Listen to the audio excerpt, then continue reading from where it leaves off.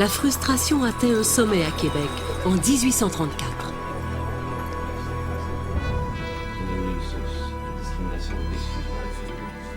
Les députés patriotes ne parviennent toujours pas à se faire entendre. Les Britanniques ont peur de l'Assemblée. Il a dit... Cette fois, il s'adresse directement à Londres et rédige une longue liste de revendications. Les 92 résolutions. Résolu que cette Chambre n'est nullement disposée à admettre l'excellence du système actuel de Constitution du Canada. Les patriotes demandent plus de pouvoir et exigent surtout que les conseillers législatifs soient élus directement par le peuple. Nous ne nous désisterons pas de nos demandes pour l'obtention de la plénitude de nos pouvoirs et de nos droits politiques. Nous espérons, mais avec crainte, que le gouvernement britannique nous rendra enfin justice. Dans cet espoir, nous ne ferons rien pour hâter notre séparation de la mère patrie, si ce n'est préparer et avancer le peuple pour cette époque qui ne sera ni monarchique, ni aristocratique.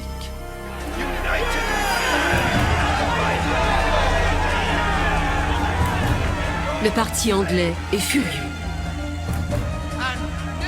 John Molson, un des hommes d'affaires les plus puissants de Montréal, lance un avertissement aux patriotes. Les événements récents nous font prendre conscience d'un danger imminent.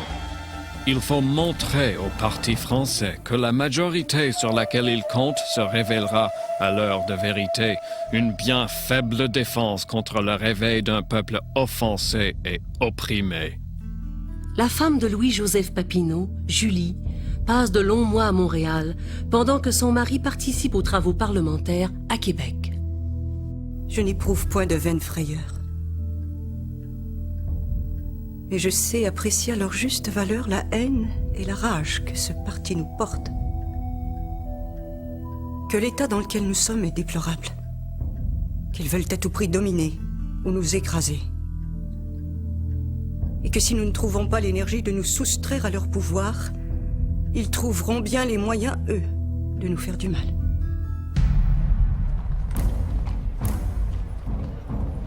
La discorde règne aussi dans le Haut-Canada. William Lyon Mackenzie a réuni autour de lui les mécontents de la colonie. En 1835, il est député à l'Assemblée et maire de la nouvelle municipalité de Toronto.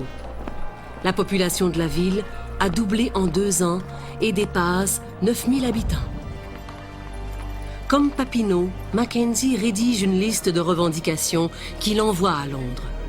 Le 7e rapport sur les griefs condamne sans appel le système de gouvernement colonial. Les limites que la Constitution anglaise impose aux volontés d'un roi, en exigeant qu'elles soient appliquées par des hommes responsables, constituent l'un de ses points forts. Une telle responsabilité ne peut exister dans le Haut-Canada. Le lieutenant-gouverneur et les ministres anglais détiennent tout le patronage de la province. Ils gouvernent seuls le pays, laissant la Chambre d'Assemblée impuissante et dépendante.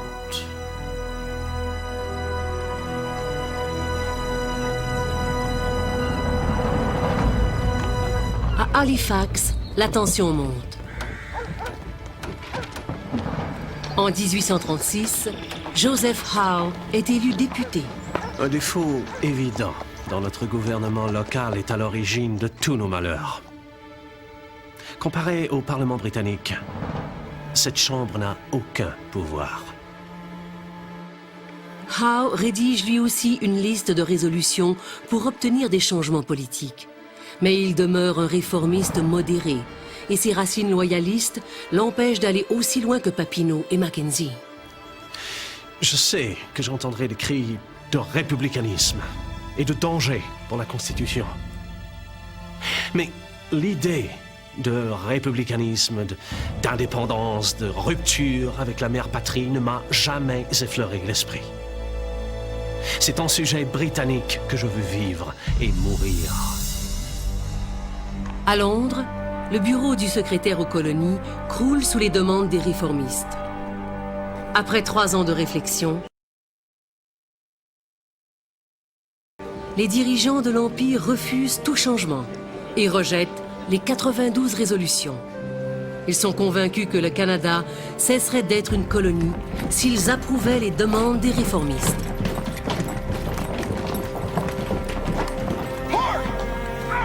Au Bas-Canada, les autorités coloniales craignent le pire.